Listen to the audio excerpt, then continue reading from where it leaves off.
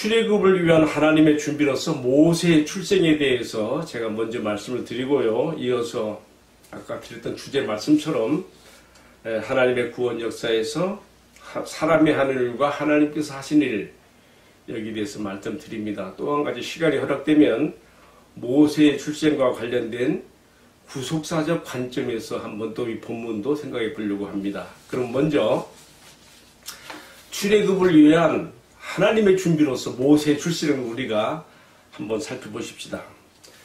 아브라함과 이삭과 야곱의 후손 이스라엘이 애굽 왕의 압제를 받으며 태어나는 사내 아이들은 모두 다 강물에 버려라 하는 그런 불행한 시기에, 그런 시기에도 변함없는 남녀간의 사랑은 싹트고 결혼하게 되며 자녀들은 태어났는데 레이지파 아므람과 요게벳 사이에서 모세가 태어납니다.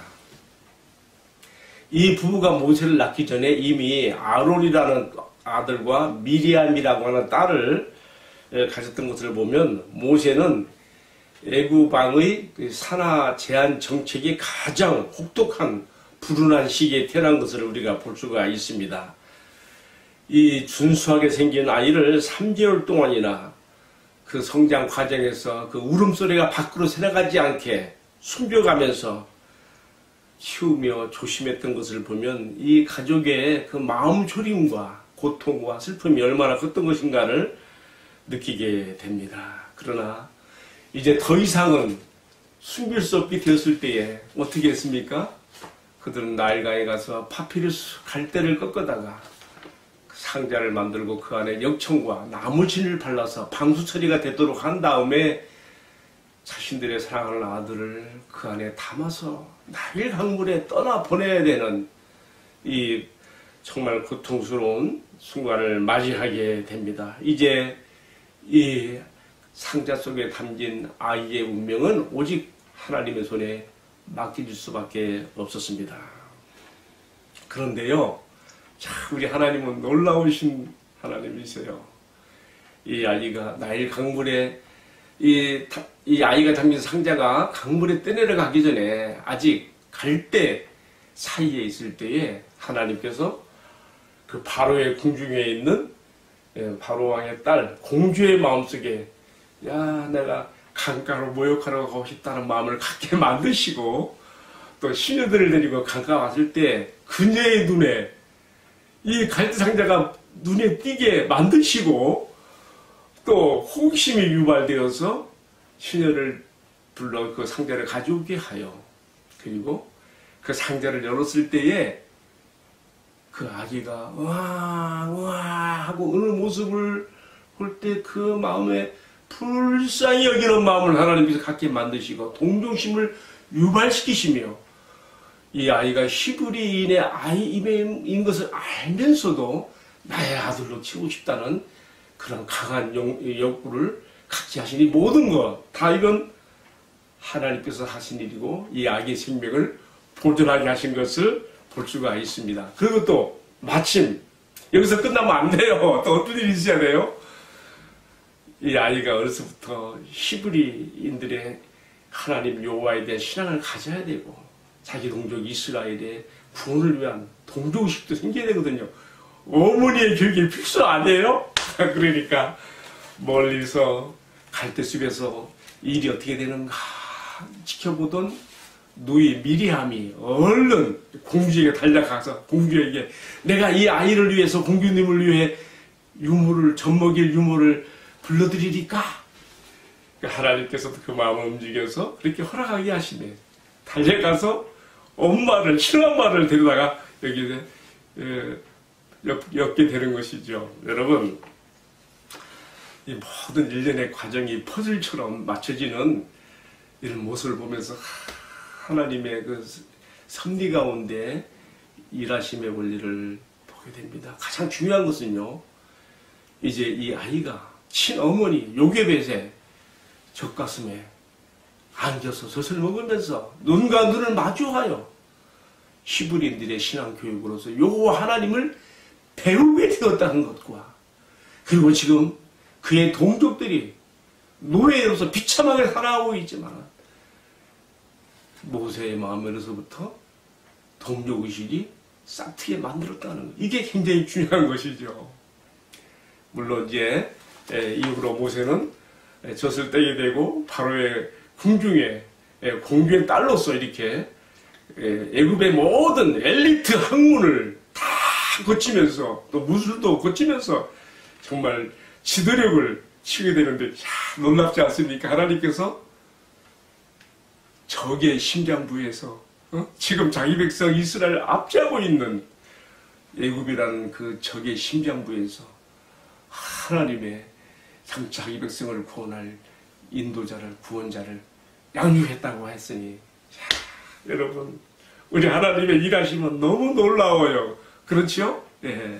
저는 이제 오늘 이 말씀을 이제 내용을 좀 정리하는 가운데 특별히 모세라는 이름에 주목하고 싶어요. 모세. 이 이름이 어떻게 해서 생겼습니까?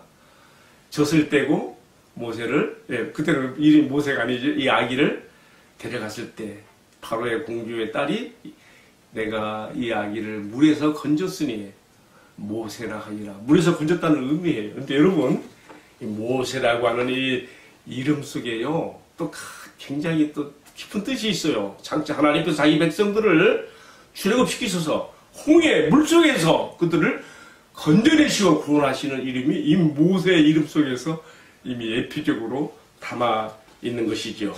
저는 이제 오늘의 말씀을 묵상하면서 그게 두 가지 주제, 아까 소두에서 말씀드렸어요. 한 가지는요,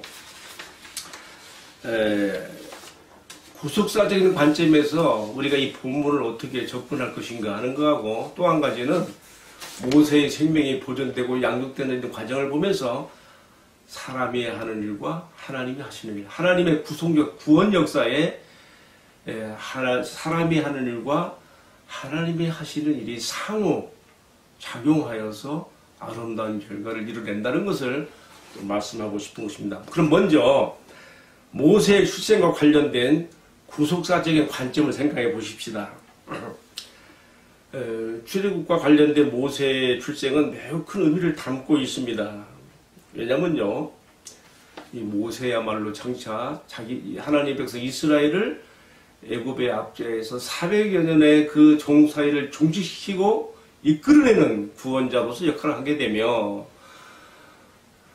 또 시내산에 가서 하나님과 백성 사이에 언약을 체결하게 될 때에 모세가 중보자로서 가운데 서지 않습니까? 또 그뿐만 아니라 하나님을 직접 대면하여 보기도 하며 하나님께 받는 말씀들을 전해주는 계시의 전달자로서 우리가 가진 성경의 창세기부터 신명기까지 율법서의 계시의 말씀들을 모세를 통해서 우리가 받게 되는 것을 보면서 굉장히 모세의 출생은 그 의미를 담고 있는 것으로 봅니다. 그리고 또 한 가지는요, 모세의 출생이 장차 이 세상에 자기 백성의 구원을 위해서 탄생하게 되는 예수님의 모형으로서도, 아기 예수의 모형으로서도 여기서 나타나고 있다는 것입니다. 모세의 출생이나 아기 예수의 탄생에서 공통적으로 보게 되는 것은 자기 백성, 하나님의 백성들이 이 땅에서 고통 가운데 신음하고 있을 때에 뜻밖에도 하나님의 구원 역사가 어떻게 나타나요? 지극히 작은 어린아기의 출생으로부터 또 우리가 알듯이 지금 오늘 본문은 모세를 다루고 있고요. 또 우리가 복음서에서는 아기 예수님의 출생, 탄생에서부터 하나님의 구원 역사가 시발되고 있다는 것에 참 큰 공통적인 의미를 갖게 되는 것입니다. 자, 모세의 출생과 관련된 구속 역사적 관점에서 볼 때에 이처럼 자기 하나님의 백성들의 구원을 위한 모세의 출현이 어긴 아기로부터 시작되고 있다는 것과 마찬가지로 이것이 하나의 예표가 되어서 장차 오실 이 땅에 하나님의 백성들의 구원자 예수님의 탄생이 또한 어린 아기로부터 시작되고 있는 모든 것들이 다 구속 역사의 한 중요한 의미들을 우리에게 주고 있습니다. 하나님의 일하심의 원리를 우리가 보는 것입니다. 자, 이제 마지막으로 또 한 가지. 하나님의 구속 역사에서 사람이 하는 일과 하나님이 하는 일을 우리가 여기서 분명히 보게 됩니다. 예? 여러분 그렇지 않습니까? 산의 아이가 태어나면 무조건 다 강물에 버리라고 하는 무수한 명령 가운데서도 모세의 부모인 아므람과 요게벳이 그 아기의 울음소리를 순벽하면서 3개월 동안 키운 거, 사람의 일이죠. 그리고 더 이상 숨길 수 없게 되었을 때에 갈대 상자를 만들어서 방수 처리가 되도록 영청과 나무 진액을 칠해서 그 상자를 만든 것, 다 이 아기의 생명을 살리고자 하는 사람의 일입니다. 그리고 그 안에 아기를 담아서 강물에 떠나보낼 때 얼마나 이 부모들의 마음이 슬프고 아팠겠습니까? 하나님이 기도하는 마음으로 떠나보내는.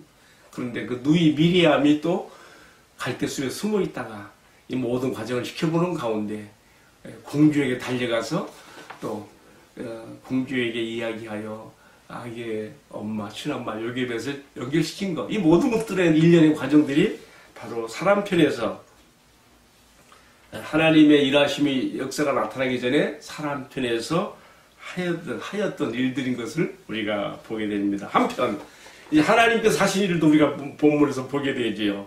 아기를 담은 갈대 상자가 강물에 놓아졌을 때에 이 상자가 떠내려가기 전에 타이밍이 적절히 중요해요. 그냥 떠내려가면 끝이에요. 그렇죠?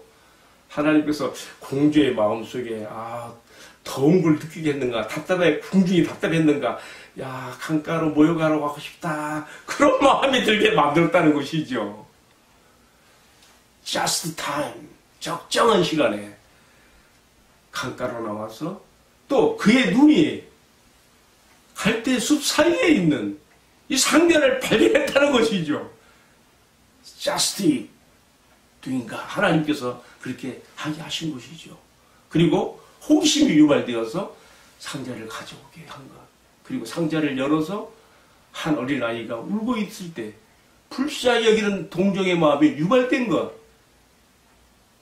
Just 바로 하나님께서 하신 일입니다.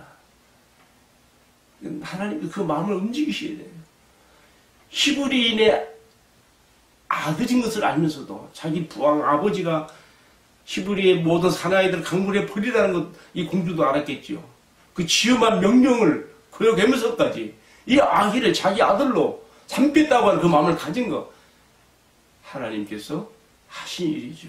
자, 제가 뭘 말하고 싶게 얘기하는가 하면요. 이처럼 하나님의 구원 역사에서는 하나님께서 이루신 구원 역사를 아름답게 이루게 하기 위해서 사람이 할 일과 또 하나님께서 하시던 일이 상호적으로 연합하여 아름답게 이루어진다는 것을 오늘 이 말씀 속에서 보게 되는 것입니다. 여러분, 이제 오늘 말씀을 마치면서요, 적용을 이렇게 해보게 됩니다. 이처럼 하나님께서 이루시는 구원 역사가 인간과 하나님 사이에 하나님을 섬기는 하나님의 백성들, 그들이 하나님의 나라를 위해서 하는 이런 일들을 하나님께서 상호적으로 역사해서 하나님의 구원을 이룬다고 했을 때에 우리가 이 세상에 살아가면서 하는 일 어느 것 하나 소중하지 않은 것이 없고 하나님의 구원 역사에 관계되지 않은 것이 없습니다. 저는 오늘 어느 한 가정에 부탁을 받아가지고 멀리 제가 지금 이 방송 후에는 내려가야 돼요. 그 가정에 예배를 위해서 내려가야 됩니다. 자세한 내용은 밝힐 수 없고요. 저는 오늘 이 말씀을 적용해 봅니다. 하나님께서 그 가정의 구원을 위해서 그 가정이 내 식구인데 이 가정의 구원을 위해서 나를 어떻게 사용해 주실까? 하나님 어떻게 그 가정에 역사하실까? 기대하는 마음으로 내려갑니다. 하나님께서는 우리들의 작은 섬김과 봉사를 통해서 하나님의 구원의 역사를 이루신다는 것을 마음 깊이 새기면서 오늘도 주님 앞에 기도하며 쓰임받는 우리 모든 시청자들 되기를 주님의 이름으로 축복합니다. 기도하겠습니다. 주님께서 이 세상 가운데 이루어 가시는 일 어느 것 하나 소중하지 않은 것이 없습니다. 레이지파 아브람과 요게벳이 결혼하여 이런 그 가난하고 초라한 한 노예의 가정에서 한 아이가 태어나게 하시고 이 아이가 장차 이스라엘의 구원자가 되도록 섭리하신 그 놀라운 손길을 보게 됩니다. 주님의 위대한 구원 역사가 나타나게 되기 위해서 오늘 내가 하는 일 하나하나 속에서도 믿음을 가지고 의미를 가지며 주님의 구원 역사에 참여하는 신앙과 삶이 되게 하여 주옵소서. 오늘 이 방송을 시청하는 모든 시청자들의 마음속에도 하나님의 크신 은혜가 깊이 스며들어서 이 땅에서 하나님 나라를 위해 하나님의 구원 역사를 위해 아름답게 쓰임받는 모든 성도들 되도록 축복해 주시옵소서. 이 모든 말씀 전개하신 우리 주님 예수 그리스도의 이름 받들어서 간절히 기도 올리옵나이다. 아멘. 마쳤습니다. 감사합니다.